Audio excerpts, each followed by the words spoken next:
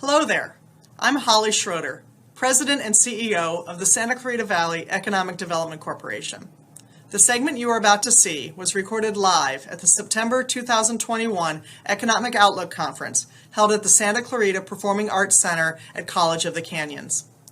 The event featured a discussion with prominent SCV business leaders, including Jan Swartz, Group President of Princess Cruises, Lance Williams, CEO of Williams Homes, Christian Harris, COO of Sunkist Growers, and was moderated by Todd Stevens, CEO of Black Knight Energy. They discussed a wide range of topics, including supply chain issues during the pandemic, the challenge of hiring and recruiting talent, building culture, vaccinations, and what leadership looks like during times of disruption. So it is now my great pleasure to introduce our business leader panel. Our panel consists of 4 fantastic leaders in the Santa Clarita Valley, each from very different companies. Please join me in welcoming our moderator, Todd Stevens, who is President and CEO of Black Knight Energy, Jan Swartz, Group President of Princess Cruises, Lance Williams, Founder and CEO of Williams Homes, and Christian Harris, Senior VP and Chief Operating Officer of Sunkist Growers. Really great to be here, by the way. After over 18 months, to have an in-person event is just outstanding. And I don't know why Holly asked me to be on this esteemed panel, but we get a really deep introspective into some of the Santa Clarita businesses in very different industries. And you all have seen the economic outlook package with their biographies, but I thought I'd let them introduce themselves and tell you a fun fact that you might not know about each one of them in something in a different way than what you read in the paperwork you have. So, Jan. So I'm Jan Swartz. My team and I serve 4 of Carnival Corporation's 9 cruise brands, including Princess Cruises, Holland America Line, Seabourn, and P&O Australia. I have been a local in Santa Clarita for 18 years, raised 2 daughters here, one who's off at college and one who's a senior in high school. And so empty nesting is less than a year away. And I guess another fun fact would be that I had a short-lived career as a AYSO referee. Jen, you still have uniform? Oh, I had the whole Bumblebee outfit, including the knee socks. Awesome. Lance. Yep. So I had the uniform. I think I retired it last year. But yep, that's a great uniform. So I'm Lance Williams, founder, chairman, and CEO of Williams Homes. Williams Homes builds homes for families in the Western United States, including California, Idaho, Montana, and Texas. We started Williams Homes here in Santa Clarita Valley just over 25 years ago. My wife and I resettled here just in time for the Northridge earthquake, which was great. But yeah, so we started in a small storefront in downtown Newhall, and we've moved through a couple of different buildings over the year. And we recently bought a building here on Avenue Stanford. So went from a couple of employees up to just over 200 employees, and we're delivering, $250 million worth of housing a year in the West, and we're on track to deliver about $1 billion a year in housing over the next 5 years. Here in the Santa Clarita Valley, we own or control just over 1,000 lots. Williams Ranch, Park Place, and a couple of projects. And additionally, through the Heritage Valley all the way to the Pacific Ocean, we're active in Piru, Fillmore, Santa Paula, Ventura, and Oxnard locally. But again, we also build homes in Boise, Idaho, all over Montana, and suburban Austin, Texas. 4 children. My wife, Sadie, and I have 4 children. 2 of our children went to Valencia High School and graduated and off to college. And our 2 youngest go to campus here at AOC. They're sophomores. And I asked them to get up early and come, and they said they'd rather sleep in. Christian.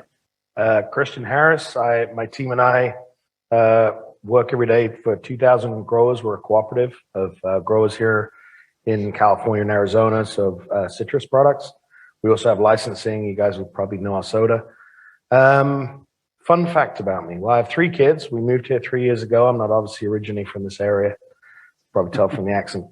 And I support terrible sports teams. That is my bane in life. I am a Chargers fan, so for all of you out there, I feel your pain.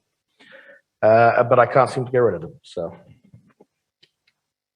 All right, thanks. It's kind of pretty cool when you think about it, because not a lot of people think about Santa Clarita and how these completely disparate businesses are headquartered here and do really cool things for our economy, not just here in California, but around the country, as you hear.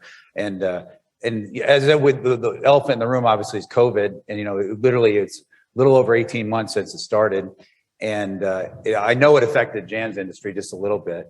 And but it would be really interesting to hear about what happened to your customers. Did they change? Did they stay the same?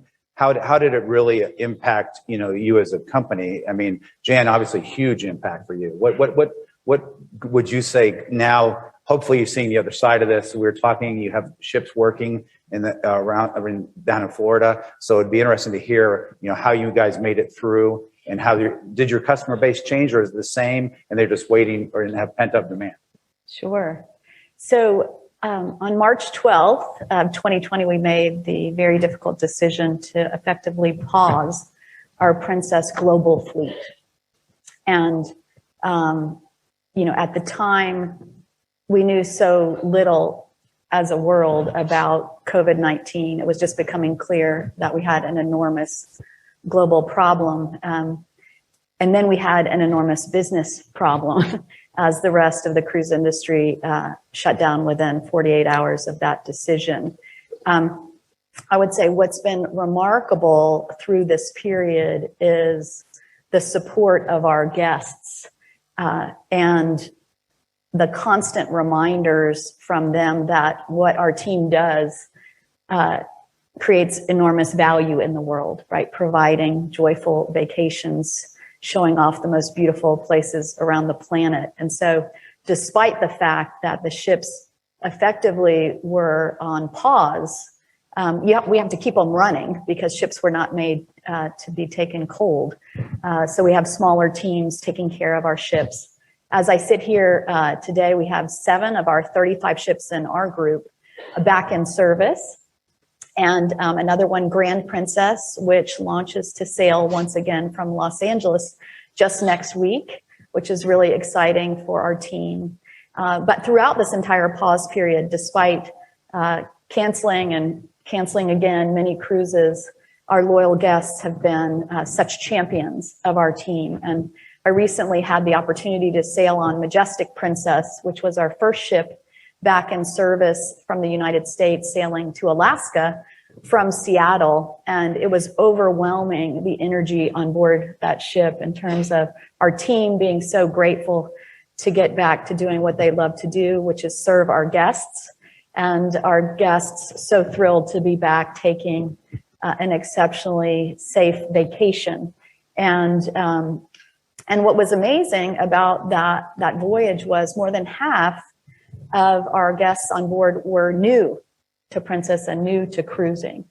And so I think that speaks to the larger point that as we bring ships back into service and as we begin to sail, I think those who will join us will be a mix of folks who are comfortable and ready to get back to doing the things they love to do, taking real vacations, and obviously with our ships offering a fully vaccinated, pre-cruise testing, fully vaccinated crew as well.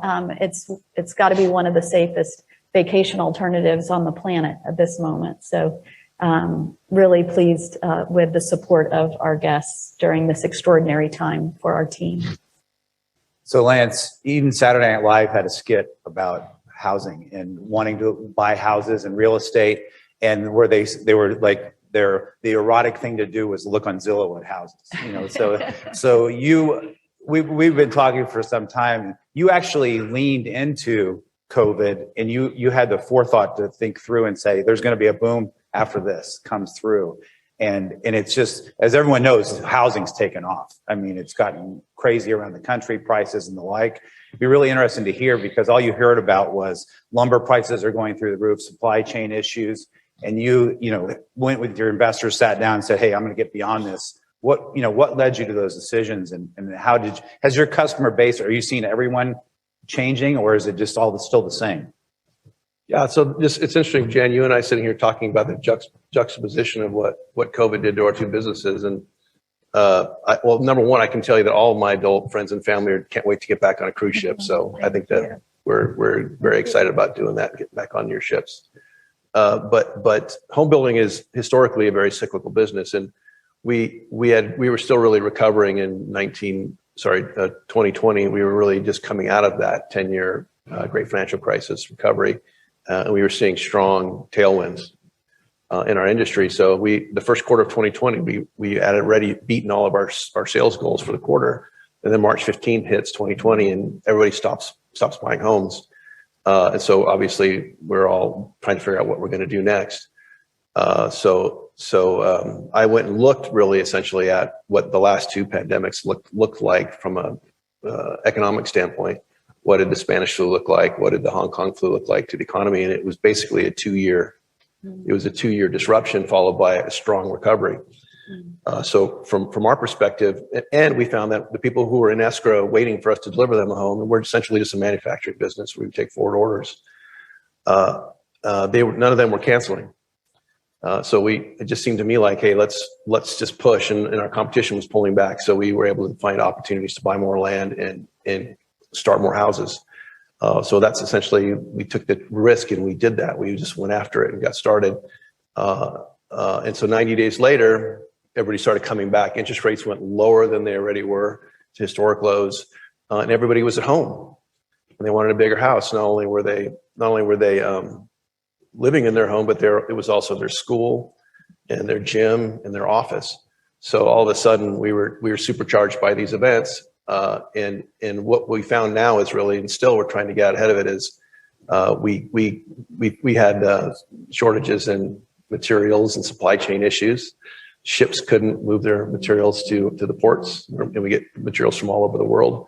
And we had labor shortages, and we'd have COVID outbreaks, so people would have to stay home and couldn't work.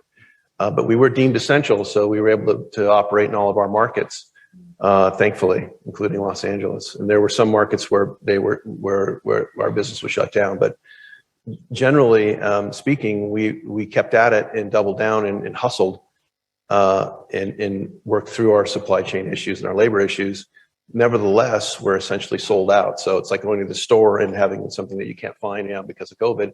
Essentially, housing is hard to buy right now. So we turn buyers away at this point because we don't have a lot of inventory essentially to sell, which is a brand new experience for us. And historically, again, housing is every economic down cycle, housing leads our economy into a recession and leads us out of it. In this instance, we were immune in some fashion to the pandemic, and it's been an extraordinarily unique time for us, to be sure. So Kristen, you had a unique experience during COVID because one of your businesses took off and the other one cratered. So, tell us about that and how you responded to it. Also, it was interesting when we, got into work that Saturday morning after everything locked down.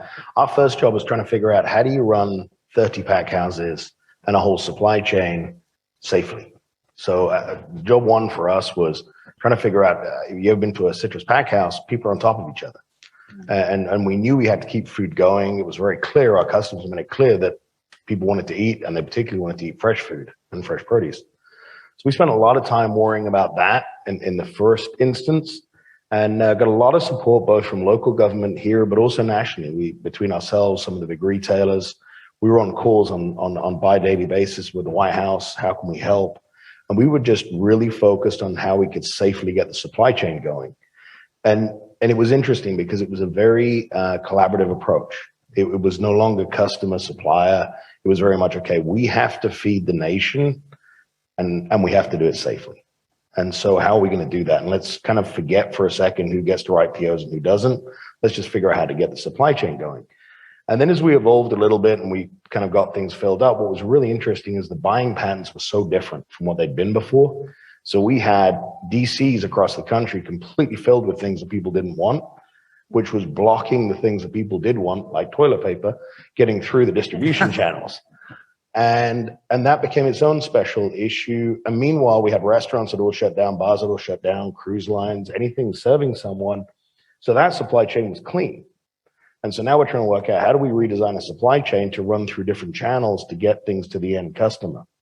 So it was a really interesting time. And to your point, we had customers that were booming and selling twice as much, and those that weren't. And even you guys probably don't think so much about the fresh supply chain. And when you go to the grocery store, you want the thing to be there. But we all spend a lot of time thinking about how much of it's bought on a Monday, Tuesday, Wednesday, and how much of it's bought on a Saturday and Sunday.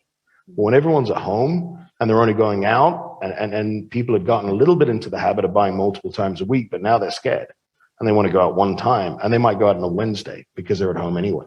And so all the buying patterns changed, and we could never quite, for about 6 months, none of us, not ourselves, not the big retailers, could really quite fathom how, between pack houses closing down because of COVID issues, a supply chain that had a bunch of stuff in it that no one needed, and then these buying patterns moving all over the place. It was a really interesting time for all of us. But I think what sticks with me even now and remains as we have, annual meetings with our customers on Teams is how collaborative it got in a hurry, how that combative relationship that can exist sometimes disappeared. And that was pretty gratifying. Hi, I'm Holly Schroeder, President and CEO of the Santa Clarita Valley Economic Development Corporation. You've been watching a segment recorded live at the 2021 Economic Outlook Conference. Don't forget to check out the other segments available on our YouTube channel to hear the rest of their conversations about supply chain, talent, culture, recruiting, and leadership in times of crisis and change. To learn more about the Santa Clarita Valley Economic Development Corporation, visit scvedc.org.